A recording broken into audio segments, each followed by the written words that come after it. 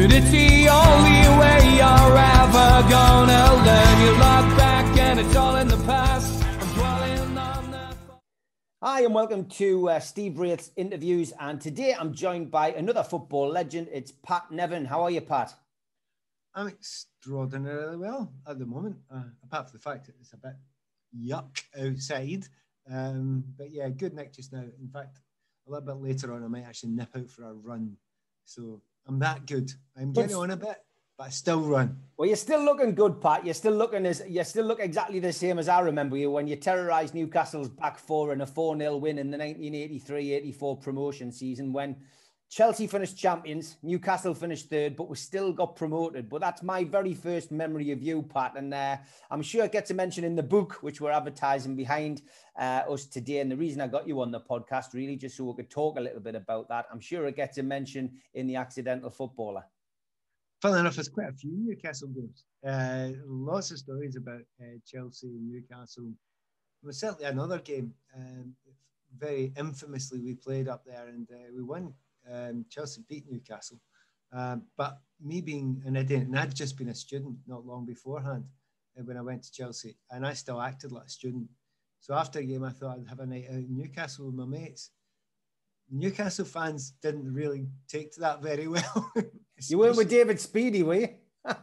Well, it was more that Kenny Wharton had been kicking lumps out of me, I think, and they were getting annoyed with me because my shins seemed to be hurting Kenny's feet quite a bit. It was all good fun, but I ended up getting chased through the streets of Newcastle by a bunch of, and I did what any, I come from the East End of Glasgow, rough part of Glasgow, and what we all know from these places, if you're getting chased by a bunch of people who know the terrain, they're probably going to catch you eventually. So what you do is you go into a restaurant so you can pick up something, a chair or a table to defend yourself. So I ran into a wimpy. Everything's nailed down at a wimpy. I'm like that, trying to drag it up. So great stories about the times back there. They didn't come in. They were standing outside like, I don't know if it was a Will Smith movie. I am, what you call it again? Yeah, I know what you mean. Yeah, I know what you mean. Anyway, the zombies at the end were banging on the door, trying to get in. And anyway, I got out the back door. But, the lovely thing about it, oddly enough, it kind of almost underlines what that whole book's about. It's not really normal stories about football. It's not really, I was desperate to be a footballer and I done all them, I had nothing else in my mind. It's not like that. Absolutely a kind of outsider that actually is inside, by luck. I found myself inside playing football. And because I was still an outsider, even when I was playing, I saw the madness of it. I thought how mental it was. And it's like taking any fan and saying, right, I'm just going to stick you inside there for a wee while and you can see what it really looks like. And all the things that the players thought were normal, I thought were weird. So, yeah, they used to call me weirdo. But I used to think they were the weird ones. That's classic. So as soon as you say something like Newcastle, it's a million memories. And that's the lovely thing about, being able to write this stuff or talk about this stuff. You just say a phrase and it'll just spark off something right away. Yeah, I mean, it's amazing. Just seeing that one of the people who endorses the books, Lord Sebastian Coe, of course, a man who we all remember as a fantastic runner, somebody who probably would have beaten you in that race down the big market to get away from the baying crowds. But he says, I used to walk miles to see Pat Nevin play football, and I do the same now to read his thoughts, always challenging and always entertaining. And I think to get an endorsement from Lord Sebastian Coe is it tells you what kind of book it is. Yeah, I'll tell you something else. Exactly. As soon as you say something, I'm going somewhere else with it, right? I was at Scotland versus England, the women's game, and the last World Cup there, and it was down in south of France, right? And I got on a plane afterwards, and as I walked on, I saw that Lord Coe, Sebastian Coe, was sitting in the plane, and I thought I won't bother him because I'd met him a few times before, and he was great, and he's a big Chelsea nut, obviously. But I thought I won't bother him, leave him alone. And everyone in the plane was going, that's Sebastian Coe over there. Look, that's Sebastian Coe. Anyway, 10 minutes into the flight, he stood up, walked over, by everyone, goes, hi, Pat, do you mind if I talk to you? Where, Seb? Where? No, and we just had a nice chat. I'd met him. I'd admired him greatly as a runner because I was a distance runner when I was a kid as well. And the first time I met him, I was walking onto the pitch, and it was second season with Chelsea, and it was walking around on a pre-season thing. And as I was walking on, he was walking off with a big Olympic gold medal, having beaten world records, and I started walking off. And I'm seeing him, and I've never met him before, and I went, God, I really admired this guy as a runner, you know. And I kind of stood to the side, and he just came over and I went, "Hiya, Pat." And I went, "Oh, he recognises me." And he went, I didn't know what to say. And he said to me, "Are you feeling fit for the season?" I went, "Yeah, well, it wasn't until I met you, obviously." You can't say I feel great with probably the best runner on the planet standing beside you asking you the question.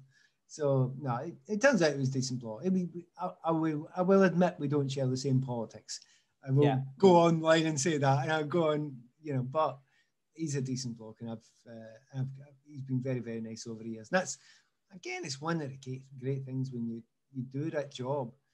If you keep your eyes out, you know, and you are willing for new experiences and don't just follow the crowd, you'll see amazing things. I mean, I don't want to draw any equations between the two people, but I went on tour with Chelsea once, and one of the teams we played against was the Iraq national side.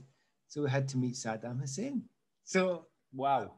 Yeah, we met. And the story, I'm not telling you the whole story, it's in the book, and it's bizarre. But it's because if you're not, when you go on tour with football clubs, a lot of the players, they go and then they just go down at the bar and they have a few drinks and then they go home.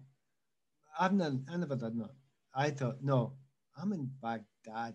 I'm going to go and see stuff because I might never get a chance to do this again.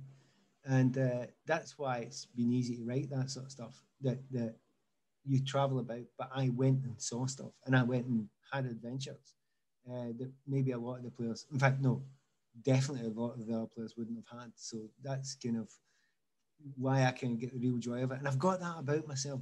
I've always had that about my life. There's a lot of people like that. Like an old friend of mine, another man from Newcastle, strangely enough, or just Newbiggin. And it's Danny Lloyd is a great, great friend of mine. We've lost him now. One of my favourite people in the planet. And he was exactly like that as well. You know, you got to go up and just attack life, you know, and see it. And that was kind of always been my attitude, and still is. And you want to get that across to people because see when you get chances, you know, footballers get so many opportunities. It's not just the money. They get money now, a lot more money now. But you got to enjoy those experiences. You got to really go and live them and see them. Because like most normal people, all I want to do is come back and tell my mates and tell the stories. That's what I want to do. You go down the pub or meet all your mates and tell all those stories. So that's kind of where this stuff all comes from. No, it's great stuff. The start of your professional career was at Clyde, but I did notice something, and of course, it's not the most reliable source, Wikipedia, but is it true that you trained with Celtic but were rejected for being too small? A bit like Peter Beardsley, I guess, when he was in the early infancy of his career. Yeah, like quite a few. I'd been in S Farm. I was Player of the Year. I was top goal scorer. I was a centre forward in those days, or a 10. You know, like a bit like Beardo.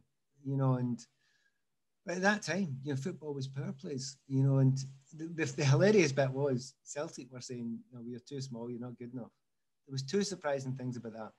Number one, a good few years before me, but not that many. There was a player called Jimmy Johnson who used to play for them, who was about 2.5 inches smaller than me.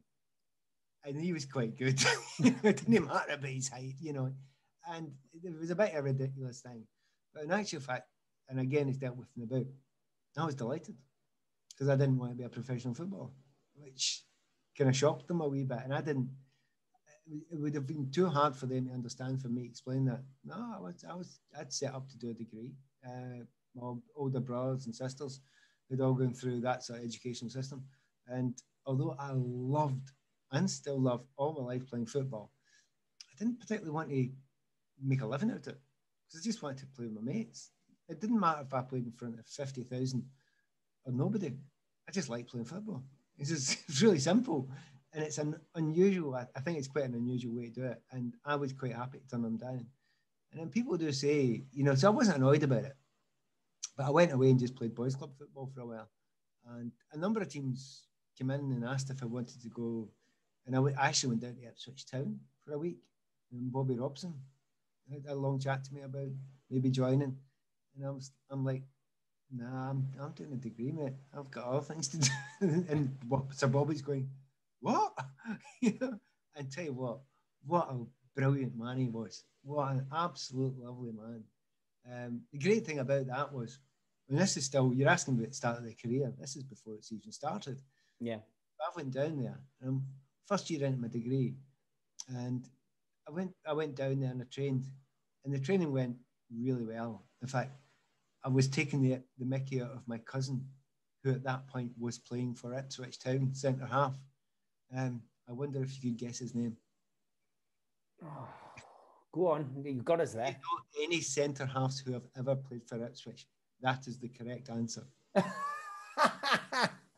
Brilliant. Yes, Terry Butcher. So, it was me and Terry. I was taking, but Terry didn't at that point know we were related through marriage, and it was weird. And I had a brilliant time down there for a week, and then Sir Bobby was kind of chatting to me, and then I just said no, got other things in my mind, and then eventually by hook or by crook or by complete fluke, playing in a boys club game, I played against what I thought was Clyde reserves, and turns out it wasn't. It was the first team, and it turned out that me basically dribbling rings around them alerted their manager a wee bit.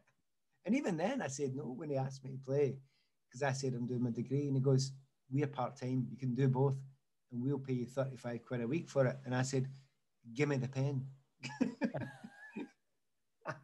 Because I was interested in with music and albums and gigs and things like that. So I'm thinking, how many albums can I get for 35 quid a week? Which is quite a lot back in 1981, I can tell you.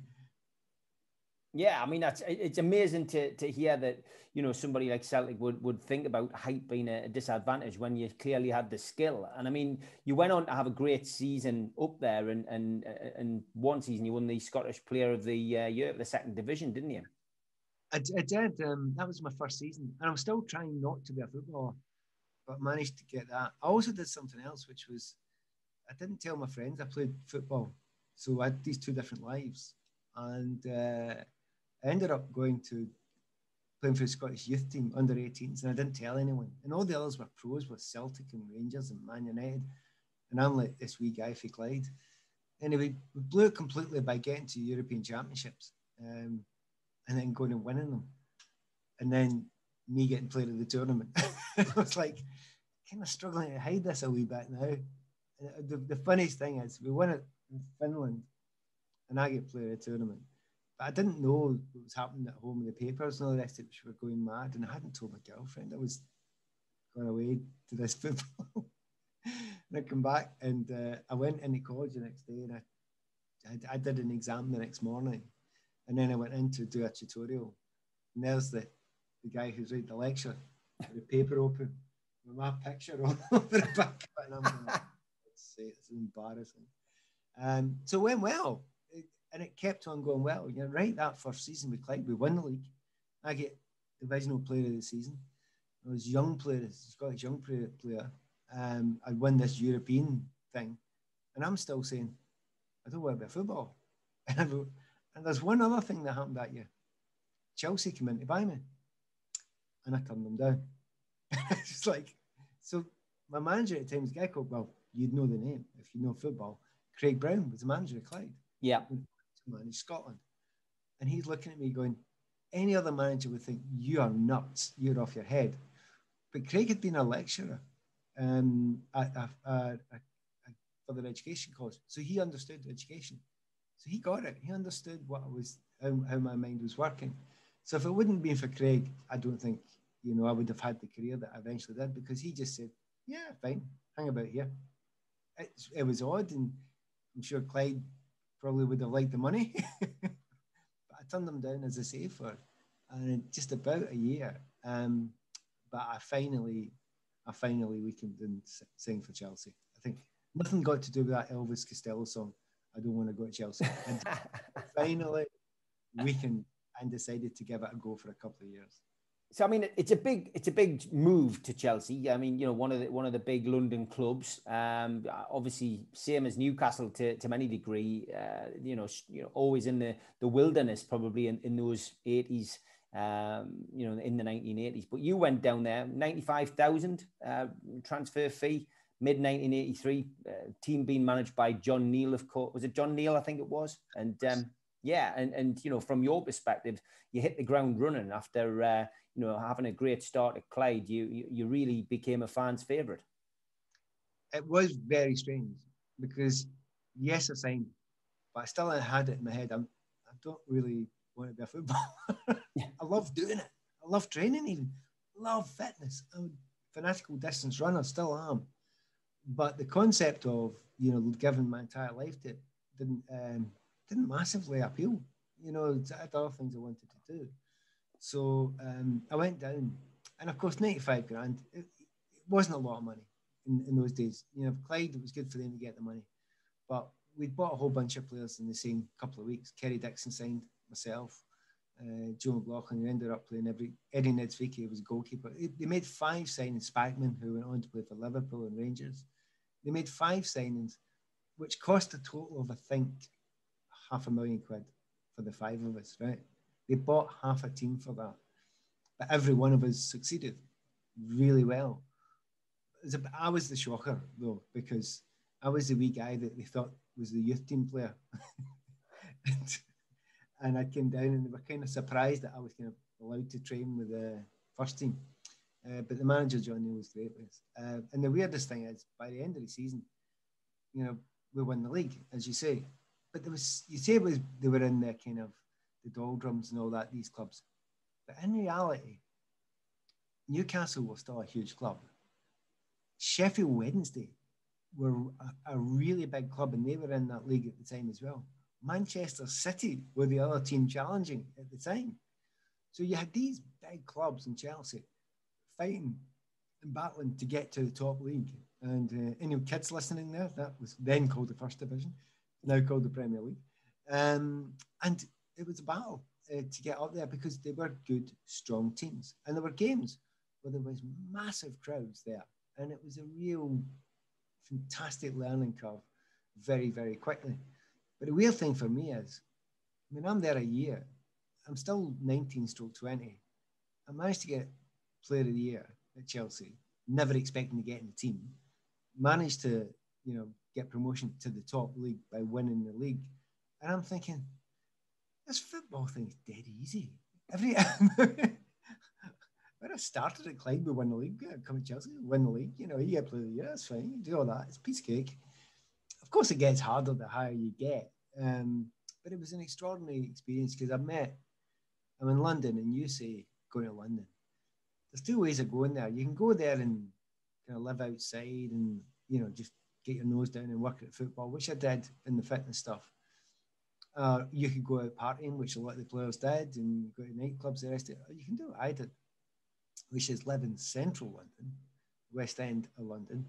I could hardly afford it. I'll tell you a story about affording it in a minute. But I just wanted to live the life and see the life. You know, I wasn't a big drinker, so it wasn't affecting me. So I'd be going to gigs, I'd be going to theatre, you know, the arts, cinema, ballet, you name it. Loved it. And it's an amazing city. And I thought I'd be there for 2 years and just learn it and love it, you know, and have adventures. So I did. I had lots of them. And they were great. And there's people like, you know, that it's a strange analogy. And by the way, it's a very strange analogy. There are some people that are like us that we want to just go and see things and see people and interesting people. Gaza is a brilliant example of this. You know, Gaza's got all sorts of other things about him. And he's also one of the funniest people you've ever met, etc. I'm sure everybody knows. But there's other people like that they just have to have experiences, and you crave them. And I've always been a bit like that. I've never had some of the difficulties Paul had, obviously, but even now, I am always craving an experience and looking to do something different and new. Hence, this lockdown's been a nightmare, but it's been really hard. But that was that strange thing of seeing what was happening in London. Because, I mean, within about 6 months, one of my best friends was John Peel. You know, and Peele was my hero when I was growing up as a kid, because I was such a fanatic of the music, etc. But I'd be sitting in his, you know, with John in the studio doing the show. And, you know, most players that's not really happening with. But because you're just trying to live a normal life or an interesting life, these things happen. And again, that's come back to the book. That's what the story just flies off at these weird angles. And you think, really? Did that happen? Because I didn't tell anyone at the time I was living this unusual life. So, you know, the football, in the midst of it all, that was all going great. You've touched on the music thing a couple of times, and obviously John Peel as well. So I have got a couple of questions from a few people. Scott Wright asked, Pat mentions that New Order a lot, and he says, I'm a big fan too. Can you please ask him what his favourite New Order album is and why? That's a very, very good question.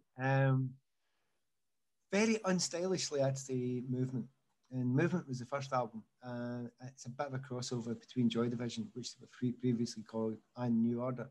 Now, oddly enough, they don't play live much of the Movement these days, but the first time I seen New Order was Movement. I just missed Joy Division. I was a bit young.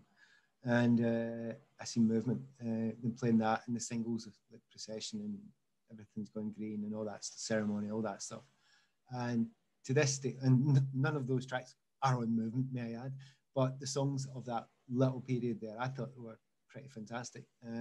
I've kind of, you know, that Power Corruption Lies is good as well. There are quite a few of them. Technique is a step on technically. God, I got a bit boring when I talk about music, don't I? It's not boring. No, it's not boring. I think that's why, you know, a big thank you to Nick and Katie for pushing you in our direction to come and do this podcast. But we just enjoy chewing the fat about anything, and it's nice to hear about people's careers and go through different stories. But every now and then, if you fly off on a tangent, it's what it's all about. So that's great. Cork Everton Supporters Club also asked a music question. And that was, with Pat being interested in music and poetry and culture, did he ever meet Shane MacGowan and the Pogues while he was living in London in the 80s? No, but I went to see him regularly, particularly up in Kilburn. It was fantastic because there was some good places to go to gigs up there. But I didn't, to be honest, it would be a good idea to stay away from Shane and the Pogues at the time. Being a football player, if you get pulled into that kind of maelstrom, it would be mad the Pogues for what they did, because they stood outside. And there's an analogy here as well. I was very much an outsider inside my job for all the years that I did it. Didn't mean I disliked anybody in the industry, but I just was different. And if there's something I'm trying to say in the midst of this book, I'm not trying to say anything. I'm not in any pulpits. I'm just hopefully entertaining you. But the thing I would say to people is, it's okay to be an outsider. It's okay to be different. It's okay to be yourself. I managed it in a very, very competitive industry. And I ended up staying in it for nearly 20 years. In fact, more than 20 years. So be yourself. Now, you're not going to tell me the Pogues were anything else other than themselves. You know, when the industries get wham cutting about the place and people wearing, rah-rah skirts, and that was only the boys. It was, the Pogues just turned up being the Pogues. So I couldn't help but love them at the time. They were absolutely amongst a whole raft of bands that were right down my street. And yes, I did go to see them many times. Great stuff. Fire and Skill also asks a music question. He says, Steve, can you ask Pat about my mate Mick Robinson's band? They were a casual band called Accent. He says they played Stamford Bridge in the 1980s and recently released a CD of their original stuff. He says, I'm sure he did an interview in the ground with Pat. He says, and then he sent a photograph, which I'll copy you in on later, which is, he says, this is Mick when he brought Secret Affair to the Clooney. So any dealings with them? Yes, I did. And also there's a film. I'm trying to look around and see if I've got it here somewhere. There was a film that was made as well by which I'd seen. Yeah, I was interested. I'm always a wee bit just honest. My style of music was a punkier kind of thing, much in a different area. But I kind of admired what they were doing. I was never a casual myself. The casual culture with the violence I disliked intensely. And to be honest, it nearly killed football. The kind of violence stuff, it nearly killed the game. It certainly stole 10 years of my career in European football from me. And people say to me, did you play in the Champions League or Europa League? No, we were banned. And it wasn't our fault. So I'm not the best person to talk about that stuff. It drives me nuts. But I understand there was a cultural thing going on then. The style thing was perfectly fine. In fact, I think the looking at a casual style culture is very interesting. You start looking back at the Ticini stuff and where it comes from, and the football fans traveling sometimes over to Italy originally. See all that stuff. That's great. I really find that dead interesting. Some great books. I mean, a lot of them. Peter Hooton from The Farm, who's a good pal of mine, and the Scousers tend to claim the rights to the casual scene. But I mean, Newcastle United's hooligan firm, which back in the 80s when you played against Newcastle was I was chased with them when you were chased down the street by them. Was the NME, the Newcastle Mainline Express, and I mean they had their own distinctive style. They had the Pringle jumpers, the tight jeans, and it was amazing. It was organised, and as you say, did a lot of damage for people playing football because it kind of ruined a big part of my career. I'd spent years getting myself fit, and then a bunch of people come in and basically wrecked my career. And wrecked many of my friends' career. Yeah. And if these people had been balling their arses to come and watch the games and support us, it would have been all right. Some of it wouldn't have been all right, but I'd have got it. Half the time they never went to the games. They go have a ruck and then go back again. I'm thinking, what's that got to do with my team? Get out. Go pick something else. Do your thing somewhere else, but not with us.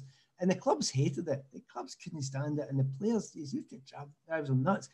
Because every time we tried to get anything done or move our game forward, it was trashed. It was hell for us. And I mean, I can only say, I'm very outspoken on it, as you can probably tell. Nothing makes me more thankful that is in the back burner and it no longer survives within football. If it survives anywhere else, go and do it somewhere else. Just leave our game alone. We don't want it.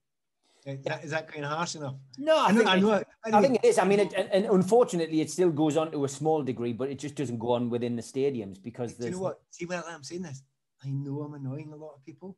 Yeah. But what I need to say is to really straighten the people's eyes, you've got to see it from their point of view as well. Yeah, I can see it from your point of view. It's a cultural thing. It's part of growing up.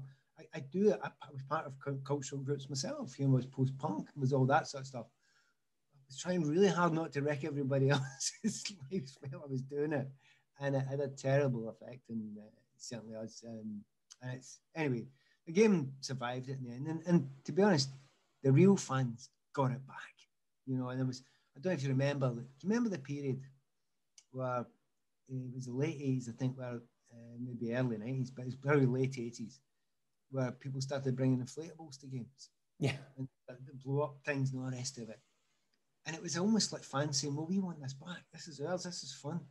I hate to say it, but I mean, 1990, certainly on this side of the border, changed football again. The feel-good factor was back because Sir Bobby Robson's team got to the semi-finals of the World Cup. And, it did change people's outlook. And that was the prelude to the Premier League. And then, the sponsorship, it changed it forever. It did. And there's like, funnily enough, every one of those subjects I talk on, I touch on them, but I go into them and give. I don't lecture, but I'll tell you the viewpoint, the position, and what it was. And there was other things as well. Like there's, everyone says writes a history of something. There is no history. There is your history, or my history, or how we saw things happen, and that's all you get. A viewpoint. No one knows everything about why you talked about the casuals and different ideas of where the styles came from, and everyone's got their own position, and there's no right and no wrong. There's only your viewpoint.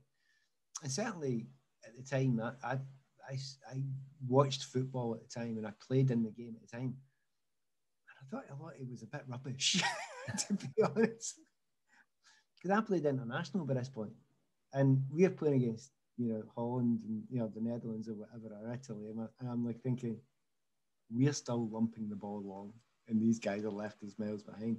Of course, remember, I'm Scottish and the Scots were trying to play this more tactical, technical game. And at the time we were producing good coaches and things. And there was a weird thing going on where England's get dead excited and the Premier League started and I'm watching it going, well, it's a bit rubbish though. Some good players, but most of them you brought from abroad. The rest of them are big cluggers. Not the rest of them, but a lot of them. With some good teams in it, but it was kind of what England didn't know. And it was such a shame. Everyone else was laughing. Everyone else was going, yeah, your tactics are rubbish. Lump it long. And I love Graham Taylor, lovely man. But he was a pomo man, wasn't he? It was a position of maximum opportunity, man. It was lump the ball into the box and knock it down, right? And that was, a lot of teams were doing that, remember? Yes, Wimbledon, but Palace and Sheffield Wednesday, and a lot of teams were doing it at the time. And just a lot of people out with it were going, why are they still doing that? And look at it now. What about the joy of it now? That's not England, is it? That's not England now. England are producing Grealishes. England are producing Fodens. They're producing the types of players that they had to buy in the past. And to be honest, it's a joy to see. I mean, that's come from Scotsman. It's a joy to see. And part of it's Gareth. Part of it is Gareth Southgate and what he has brought into the structure of the whole thing. He's had a bit of help because the academies, the Chelsea or Man City and others, they don't train that way anymore. They're looking further afield. They don't look at the Charles Hughes method of training. They've dumped that, man. That's just gone, whoa. And then you also got to throw Pep Guardiola in there as well. I think, right, okay, there's another way. I don't know if you remember, by the way, we're going completely off piste here. But we Go for it, Pat. I'm enjoying it. Can you remember, and anyone who's listening, can you remember when Man City first came on the scene with Pep and playing from the back and playing those balls out from the back all the time? No matter how often they were caught, they kept on doing it. Can you remember how many pundits were saying, that's terrible, that's awful, that's it, you must lump up the park? And there was a lot of fans saying it as well. And I'm sitting there, the only one in 5 Lives just about saying, no, you got to keep on doing it. You've got to keep on doing it. Doesn't matter if you get caught. You've got to do it and do it and do it until you're good at it. And John Stones was maybe getting it more than anyone else. And I'm thinking, no, stick by him. Stick by him. He's giving away goals here, there and everywhere. Doesn't matter. Stick by him. It's not about today. It's not about 6 weeks or 6 months. It's about the development of the game at that club, but also the game. And then now you look at it and everyone's, have a look at the Euros there. Everyone's playing these short passes. And it doesn't mean it's the only way. But you'll tend to find now it's the way that works. And there's a reason why it works. It's because it's better. And that's why this whole looking back on it the way I used to look back at it and think that the English way was a terrible way. And I was playing in that game at the time. I had chances to leave. I could have went to Paris. I could have went to Turkey. But in actual fact, looking at it now, place to be is England. That's the place to be. So there's no bias or bigotry against England from me. There never has been. And I look at it now and I think, yeah, I like this. I really like what I'm watching here. I think looking at your career at Chelsea, what surprised me was you, with exception of that promotion where you won the league title from the old second division, you didn't win anything there other than another Player of the Year award from you were voted as Chelsea Player of the Year, and obviously it was a different Chelsea then. I mean, we look at Chelsea now. They've had so much success. They've had the influx of Abramovich's money, but back in those days, I mean, it was very much like Newcastle, a bit of a yo-yo club who were up and down. And of course, after your brief spell there, you were there for how long were you there? A couple of I mean. They ended up relegated again, didn't they? It was a weird thing. And it was, again, that was brilliant to write about because for one of these years, maybe two, we were capable of challenging for winning the league. We were close. And there was one period about 2 or 3 months out for the end of the season. We were, had we won our games in hand, we were top. We were above Everton, we were above Liverpool. And that was the teams. And that's how close we got. But to do that, you need everything to keep on going. You need the finance. You need to keep on adding well to the squad. Kind of helps if you've got a great manager that he doesn't have a heart attack, and has to leave. And then the new guy comes in, who basically is a Wimbledon clone. God, I'm going back down there again. But you know, they were a decent team, but it was a very short period. It was 3 to 4 years where we kept together and kept the group together, and it was the core of that team that we brought in, those 5 players plus 3 or 4 others that had been the core of it just before, that guy called Bumpstead and Pates, etc. So it was good, but even the season they went down, it was extraordinary. I think it was January, we were 6th in the league. But there's complicated reasons why it all went wrong. But to be that high and then plummet completely like a stone. And again, I can tell you the reasons why, but it took two chapters in the book to explain, so I won't bore you with it here.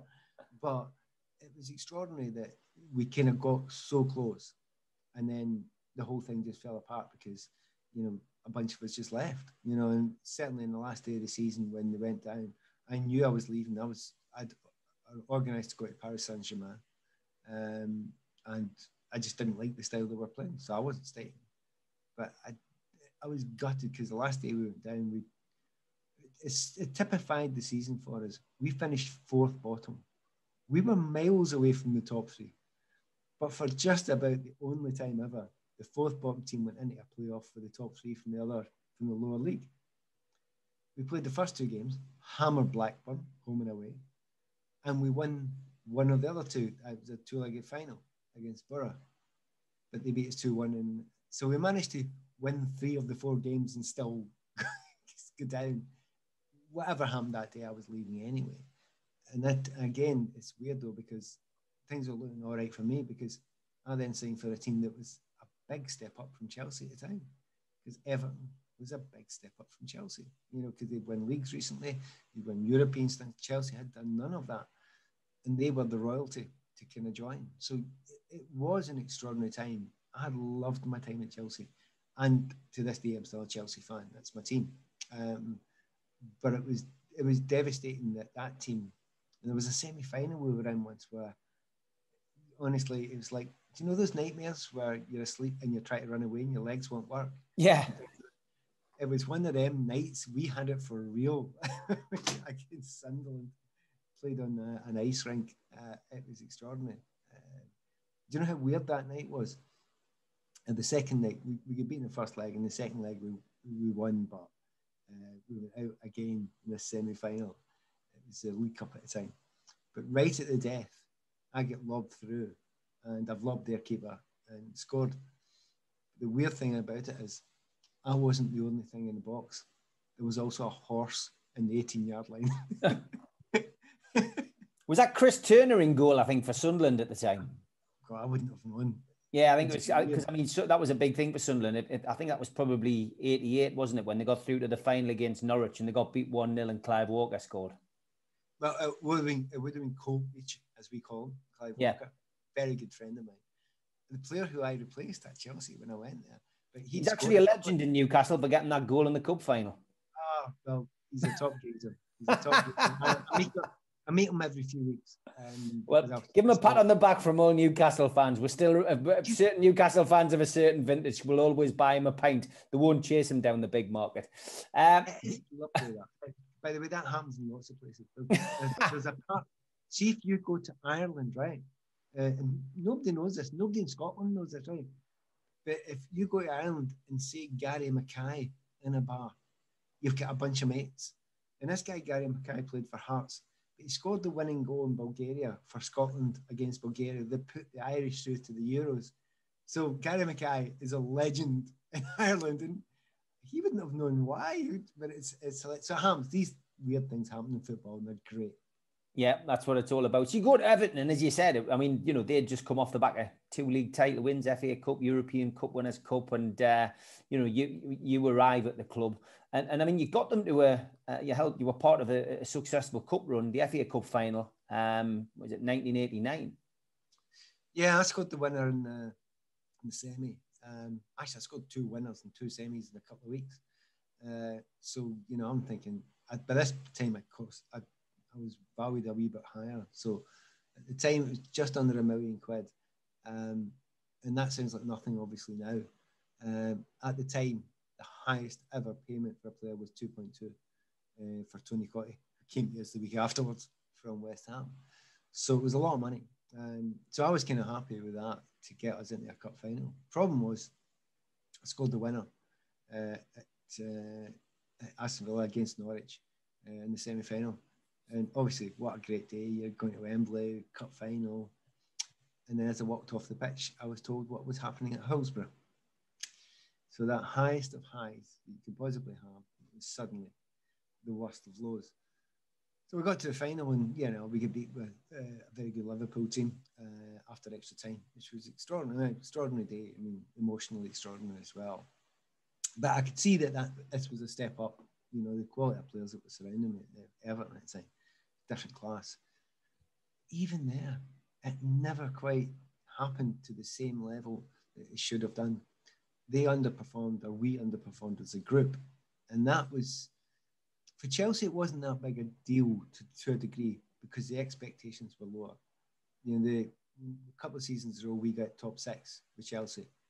That's amazing because Chelsea had been nearly in the 3rd tier when we arrived, just before we arrived. But with Everton, it was different. The expectations were, you were expected to go and win leagues.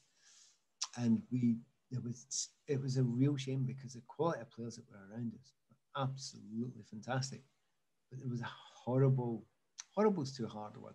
There was divisive atmosphere in the dressing room.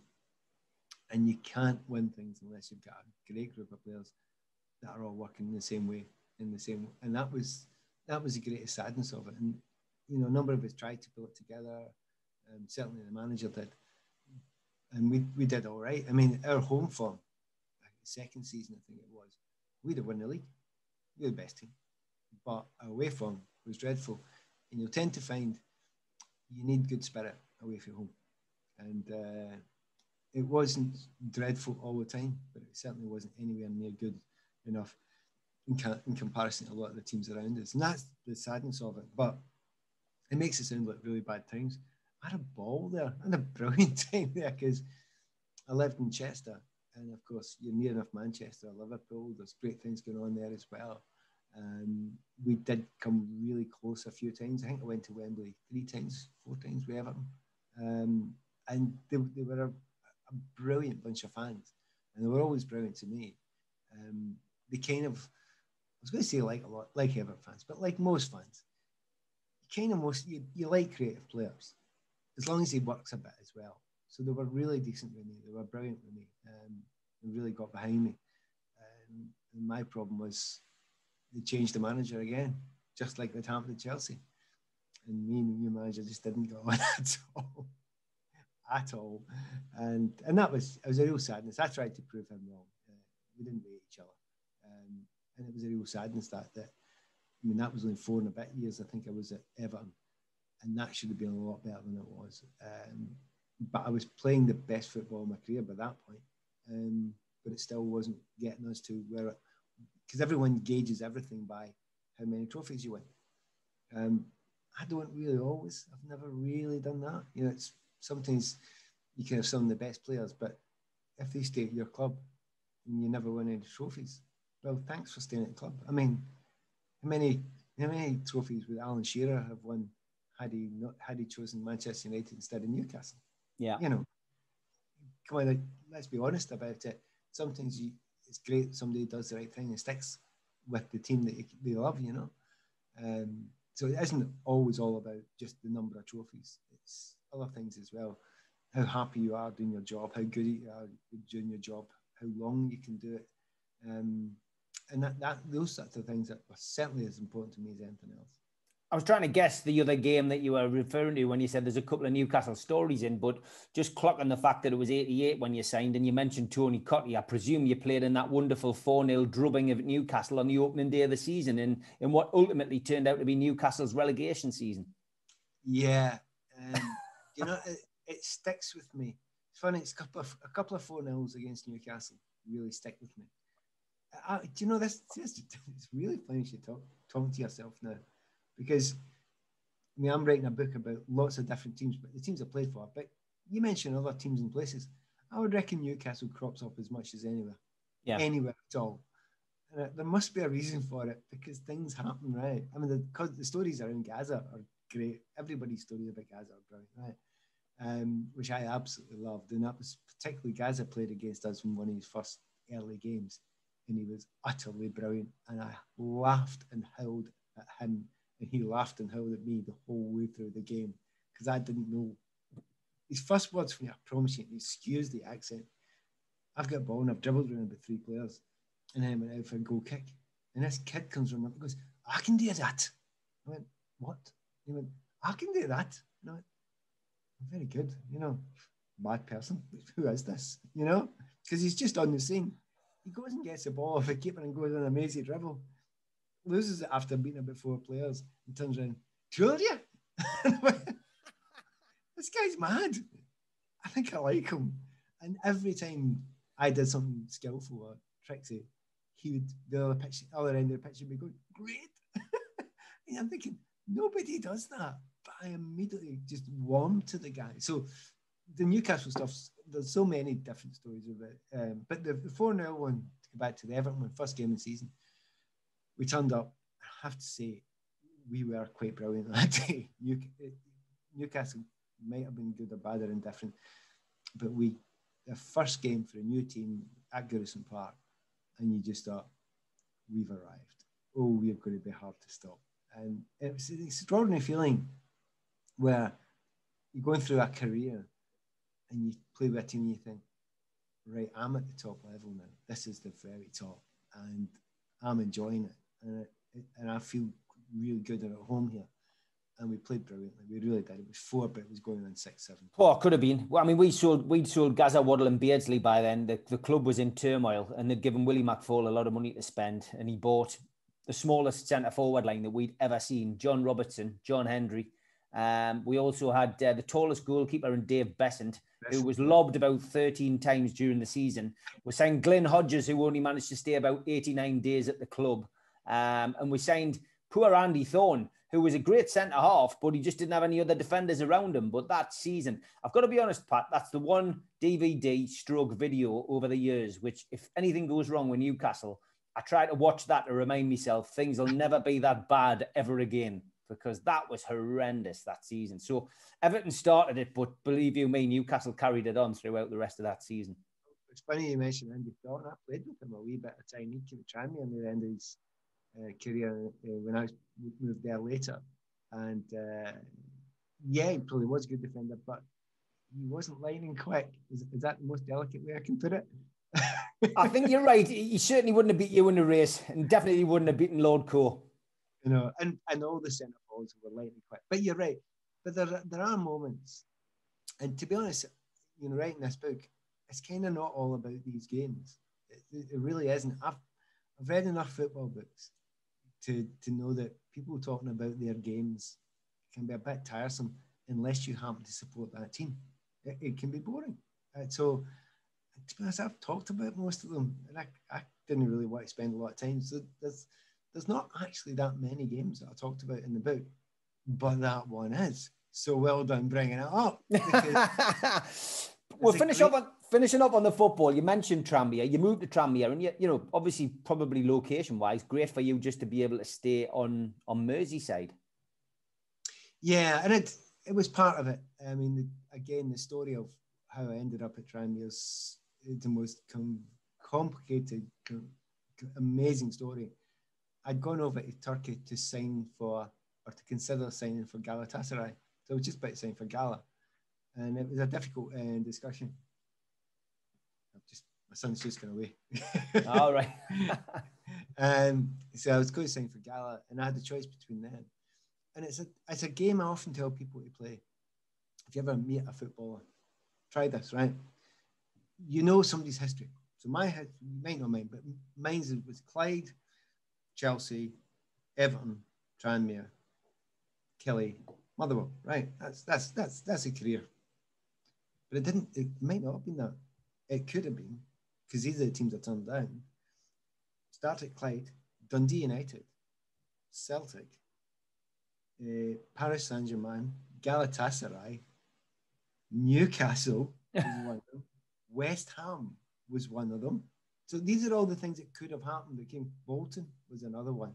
So we all get this idea of these things that you have in your career. Every player's got that. So next time you meet a player, right, ask him his alternative career, the alternate career that he could have had, right? So eventually I had a choice between Gala and Tranmere. But I'd been on loan at Tranmere just before playing in the Euros in '92 for Scotland.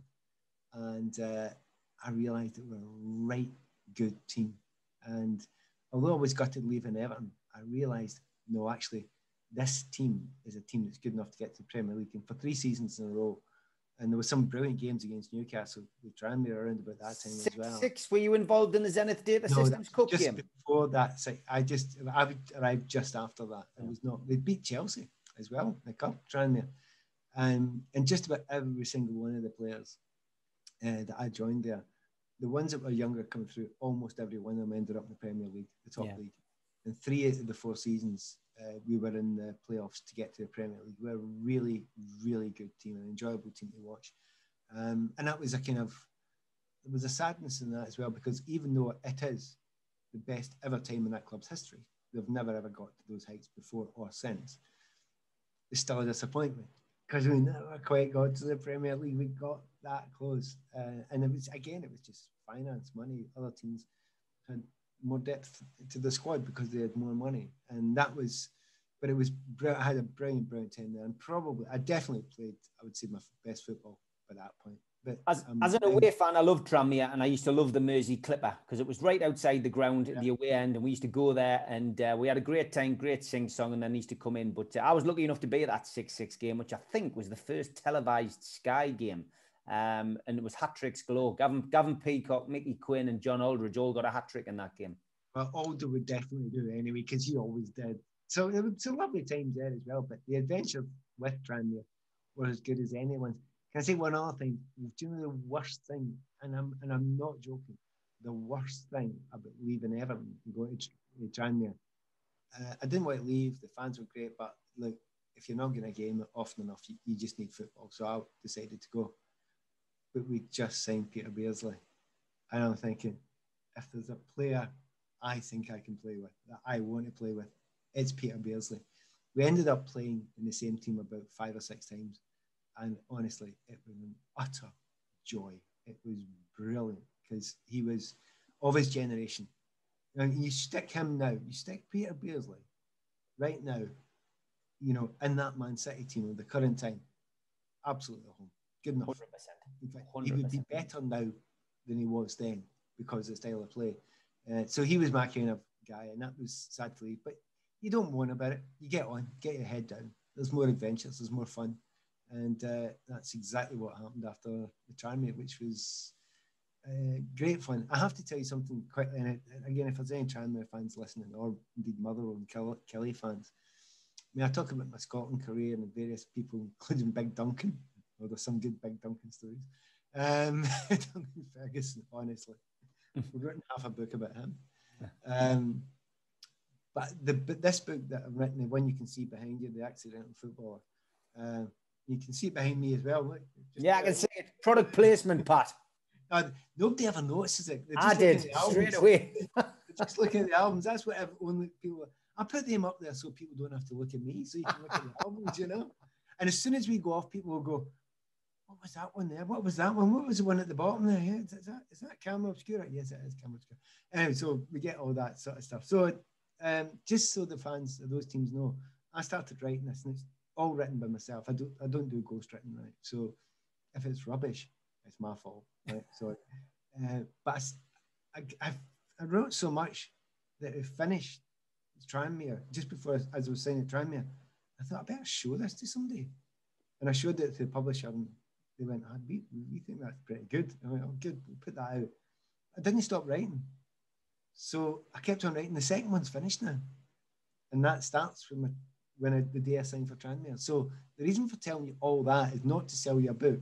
It's if you're a Tranmere fan or a Motherwell fan or a Kelly fan, that stuff's not in this one yet. That's the next one. But there's a bit of Tranmere stuff in it as well. But whoever it is, and to be honest, it doesn't matter who you support. And actually, kind of don't even really need to be a football fan, because there's so many different cultural things that it's just been fun talking about it, and sort of talking to people once I've read it, asking me questions. So it's been brilliant doing it. No, it's great. I mean, and of course, you co-wrote a book as well, didn't you, with a psychologist back in your Tranmere days, In My Head, Son, with Dr. George Sick. Yeah, I that was my idea to do a bit on psychology, because I studied psychology before. And to be fair, this is more me. This is absolutely me. Brilliant. And this is who. This is the one. Do you know what old-fashioned British? See, the modern way is kids come and go, "We're great. I'm great," and the old-fashioned people like me, you feel really embarrassed trying to sell yourself. Yeah. Really embarrassed by it.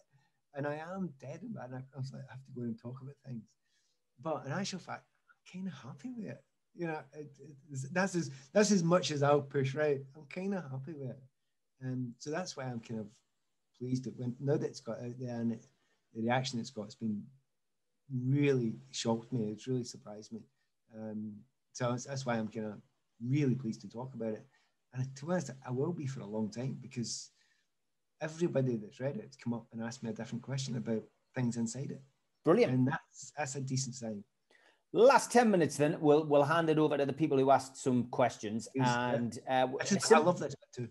A very simple one from Tom Dixon, who's a Newcastle fan. He says, "What was your favourite goal, Pat, and do you miss playing football?" It's a deeper question than you think. Favourite goal? It would change all the time. I loved scoops. Right, I had this thing. I had a very specialist style of scoop. So if you're online at any point and you want to put my name in Everton, Man United, I scooped Jim Leighton in this game for Everton against Man United, right? But I did that a lot in my career, and it was my favourite trick. And so favourite goal, any of the scoops, whether I scored them or else it scooped and then led to a goal, any of them were good. Brilliant. And what was the other question? Do you miss it? Well, I mean, you're the accidental footballer who didn't want to play football. So I guess I love doing it. That's probably quite a deep question. Yeah, it is. That's why it's not a simple question. I really miss being that fit. The creativity. I miss the creativity, but then the writing helps with that. But no, I had 20 odd years. I was 19 years a pro, and I never expected to do one. And then I've talked about the game for 25 years since. So you can't really miss something if you do it that long. It's been a joy for me. So there's not a moment's worth of complaint. Great stuff. Now, the T-shirt Levelling Up has got nothing to do with politics. It's all to do with the next question, I guess. And that's from Stu Flyboy Ray, who says, "What does Pat think about the way the Premier League have handled Newcastle United's takeover? And then just retreated into hiding. So now Newcastle have been forced into court action. What's your view as an observer of this whole potential Saudi takeover of Newcastle, which ultimately is dragged on throughout the whole of this pandemic?" Yeah, and that has been really, because originally we thought, I shouldn't say we. Everyone thought, I will say we. Those of us who like Newcastle, right? And I do. They're my nearest club to where I live, right? I mean, I live near Berwick upon Tweed, so they're the nearest English top club. So I actually see Newcastle a lot, and I'm usually sent there by Radio 5 Live. So you want the best for the club, and the fans are unbelievable, and they turn up in these stunning numbers, and never get to win anything. It's horrendous, right? And then there's this chance, this little glint of, well, maybe we can get the Man City money or the PSG money or whatever. That's what it sounds like. But in actual fact, the Premier League are scared now. This whole fit and proper persons, or there's new names for it now, but this whole concept, they're frightened now because they don't know the answers. They don't know what the depths of these things is. And to do a study into every one of these people and where the money is and how they behaved in the past, it's horrendous. And to be fair, if they did a study into some of the ones that are already in place, they wouldn't come up smelling the roses either. So them running away for it. It shouldn't be the thing to do, but I know why they are. I know exactly why they're doing it, because they're frightened of it. I mean, they cannot, they will not be able to give you an answer that is watertight in court. Mm. And you know what? Court is where it's going to end up. And that's why they're frightened of it. I don't say it's the right thing to be, but I know that if you were at the Premier League, there's this big shotgun and you've got it pointed at your foot right now. and you've got an itchy trigger. I kind of hope, my personal hope is, I do hope that, like Ashley does sell the club, I hope that somebody comes in that is, you know, completely and utterly trustworthy and honest and has no background that's dodgy and all that. But they're few and far between them people. They really are. They're very, very few and far between. And there's an awful lot of people or organisations that are trying to buy football clubs just now that on the outside look a lot better than they do on the inside. Okay, Nick and Kate, you helped put us in touch. I've got a couple of questions. The first one is, and this is from Nick, he says, do you think that heading in football should be discouraged or even banned? It's been talk about this, of course. Yeah, it's a tricky one. It's, how do you put it? I think it probably end up will be. I would kind of slightly prefer it wouldn't be, because, you know, they actually spending a lot of time training with the heading. It's maybe a good idea, you know, until we find out the extent of the damage that's been caused by the heading of the ball, as opposed to the extent of the damage that's been done by the head collisions. Because it's impossible to be able to tell, you know, what's causing most of it. You know, because rugby's got the same problem as football. They don't head the ball, you know. So there's something else going on as well. And the study's been done, and they're doing their very best in it. But at the moment, I think the problem is, I would say, look, cut down the heading of the kids, definitely. In fact, maybe even don't get them doing it. But that's all very well for me, because I like tiki-taka football. There's a lot of people that don't. They think it's part of the game. There also is the part where we've not banned boxing, and that's punching people in the head. You know, there's a part of it where people will say, well, wait a minute. It's a decision. You make a decision whether you want to do or don't want to do that sport, which involved a certain amount of risk. On the other hand, I can see the argument completely that, you know, if it is absolutely proved that the dementia and the increased levels of dementia are in footballers because of that reason, it's morally a tough argument to make. It's a really hard one. I think the sensible thing at the moment is to cut down on the training, but not to of heading the ball, but not to a level where people don't know how to head the ball, because that's dangerous. If you don't know how to head the ball, you will get more head knocks. And there is a chance that they are at least, if not more dangerous than the constant heading of the ball. So people that think there's a binary A and B answer to this and get angry and go on Twitter, afraid you're wrong. It's not that. You need more study. In the long term, I wouldn't be surprised in the long term if heading goes the way of the back pass to the keeper to pick it up. I wouldn't be surprised, but it would be a sadness of that as well, because it is a big part of the game. Yeah. Katie asks, how long should players take the knee for? Again, something which is quite topical in today's football chat. And, you know, I personally feel that, you know, we've made the point now. We've seen Zaha at Crystal Palace refuse to take the knee now for his own personal reasons. But it's one of those subjects which is still ongoing, and I'm sure will be ongoing as we get ready to kick off the new season in both Scotland and England. I've got a different attitude for a lot of people. Now, my background, again, it's big in the book. I mean, I'm very, very early involved in the anti-racism campaigns. You know, you're talking 1983 when no one would talk about it. However, you don't have to take the knee. And you shouldn't have to take the knee. You should take the knee if you want. That's it. See, if anyone's taking the knee and they don't want to take the knee, it's hollow. It's wrong. Don't do it. I'm a wee bit surprised and gutted that it is a thing. See, before every game, if 5 players took a knee and 6 didn't, or 7 did and 4 didn't, so what? Some want to show a point, and some show the point in a different way, and some have no interest in it. You're allowed to have choice in this world. So I'm kind of, I don't mind it as that if 4 or 5 players go down, or all 11 go down. I'll put my hands up just now. I'd probably go down the knee still. You know, I would do it. I wouldn't be saying you're an idiot for not doing it. I wouldn't. I'd just say, no, I've got a point I like making. You don't have to make it. Or you can make some other point. Mm-hmm. You might be wearing rainbow laces.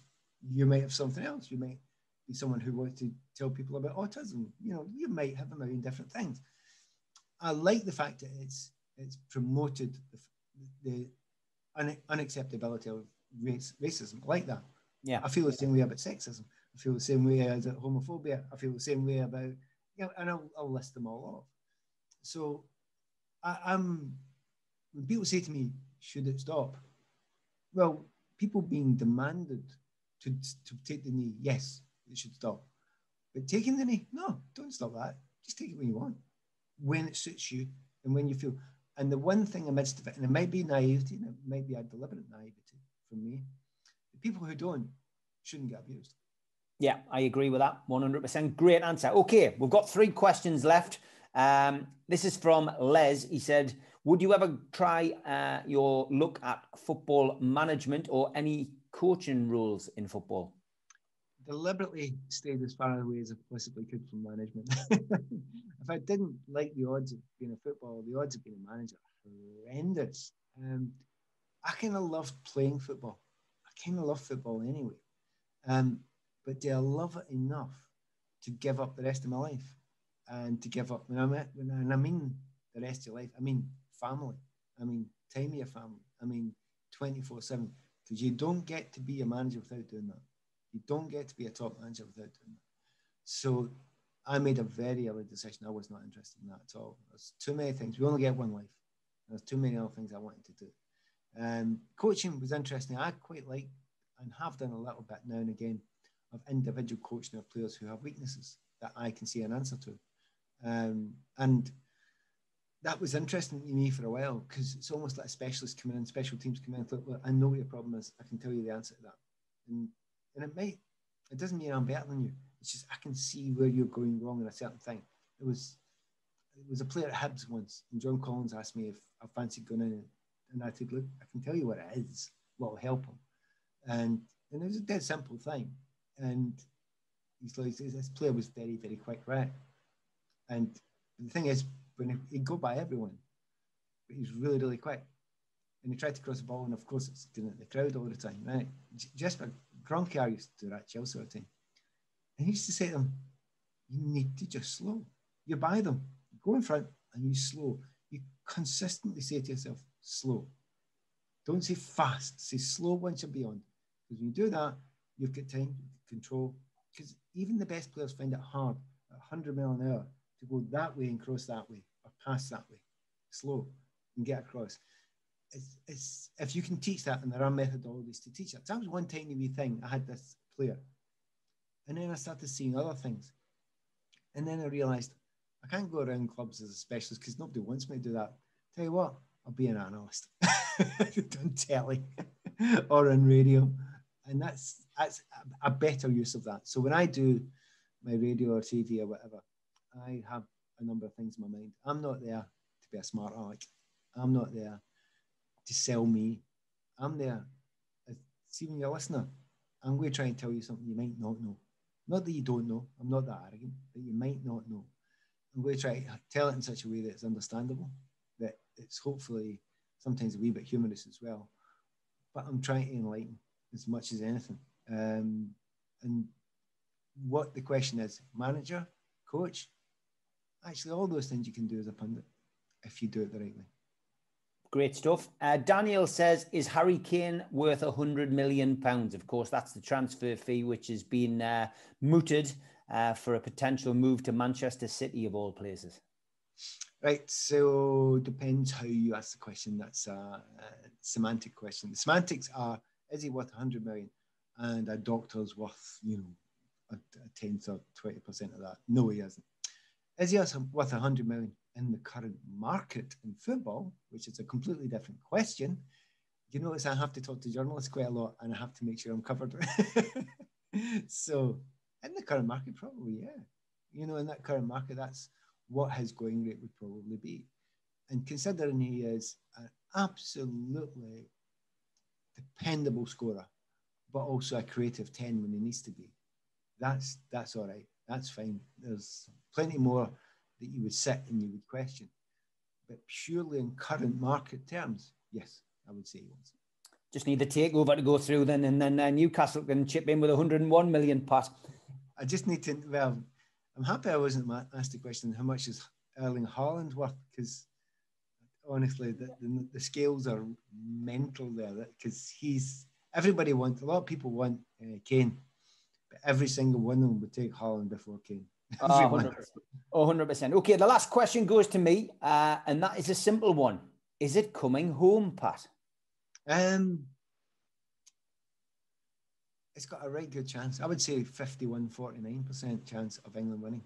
I won't actually use that phrase, if you don't mind, being Scottish. All right, you're amongst friends. No, but I'm not. Look, I spent my entire career in England just about. I'm not anti-English. I haven't got an anti-English bone in my body. I want the best team to win. I want the more creative team to win. If Southgate stuck Grealish out there with, you know, the quality of Foden on one side and Sterling, and told him not to go down so easily, and, you know, used the creative players and maybe didn't have two sitting midfield players and was more expansive. Honestly, I'm not saying I would have an England flag, but I'd really want them to win. I would be absolutely winning, because I want the best team. I'm not really biased that way. I've never had that kind of thing really. When I was very quick to go back to the book, when I was at Chelsea, I used to stand at Chelsea Player of the Year. I used to stand on the shelf at Spurs and watch Spurs. Now, how mental is that? Yeah. That's somebody who's not. I want to see good football and good players. I don't give a stuff who to play for, and that's what I'd like to see for England. I'd like to. Having said that, if they did that and Gareth did that, he'd probably get beat. Yeah. If he does it the way he's doing it just now, he'll probably win. So I'm wanting a good game. I just want a good game. If I had to put my money on it, if I really had to, Wembley makes a difference. And I think that's what makes the slight favourites. Can I tell you one other thing? Go for it. If it's won in 90 minutes, I think it'll be Italy. If it's win in 120, I think it'll be England. Yeah, my money's on 1-0. I'm going to take a daft bet of 1-0 England after extra time. And I'm also going to go for me stupid bet, which is 4-2 with a Harry Kane hat-trick. History repeating itself, Pat. Good luck with that one. I tell you, it'll be a daft bet and I'll not get And did you know the daft? It's been such a brilliant Euros, and there have been some mental games. Do you know the big things? And then it really is noticed, and I've been at quite a lot of the games, obviously. Yeah. See, they've all got these complex tactics out. They've all got them right. But most of them, see when one goal goes in, they go to, I saw that, throw it out, and then just go and run about like a bunch of kids in the playground. I mean, that 5-3 game, it was, and honestly, I went to a game, it was Ukraine against Sweden. I swear to God, I was trying to do the tactics. I'm going, there's none. There are no tactics. It's just a bunch of people running about.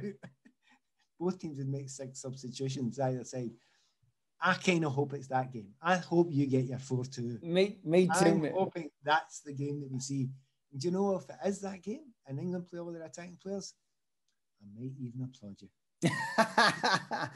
Accidental Footballer is available on Amazon and in all good bookshops. Get yourself an order and a copy today. The link is down below in the description box. And I'll leave you with this quote: a life-affirming and nostalgic memoir by the Scotland, Chelsea and Everton star, dubbed the first post-punk footballer by the NME. So that's brilliant. I mean, it's a great read, great book. Make sure you buy a copy. If someone's got a birthday coming up, get a copy. Pat Nevin, been an absolute pleasure, and I forgive you for those games against Newcastle, mate. Well, that I'm impressed by. Take care, mate. Thanks very much. Thanks. Bye-bye.